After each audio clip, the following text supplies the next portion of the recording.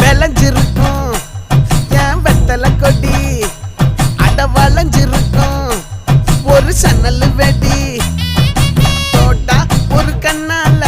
தொலைஞ்ச ஒரு பொண்ணால வாக்கா இந்த வம்பால